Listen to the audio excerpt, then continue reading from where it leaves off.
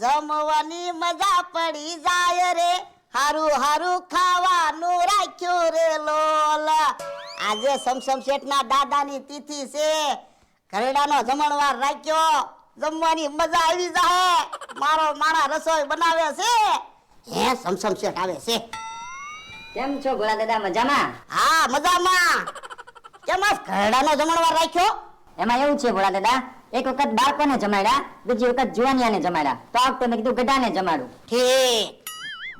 સમસમ શેઠ, રસોઈ બની ગઈ. રસોઈ બધી બરાબર બનાવી ને? હા, તમે જોઈ લ્યો. સારું. એટલે શું જમવાનું છે? એ શાક રોટલી ને દાળ ભાત ને ગુલાબ જાંબુ ને એવું છે. હે તો જમવાની મજા આવી જાય. હારું છું, સમસમ શેઠે મને રસોઈ બનાવવાનું કીધું, મને જમવા મળે ને. તારે થોડું જમવાનું હોય, ઘટાનો જમણવાર છે.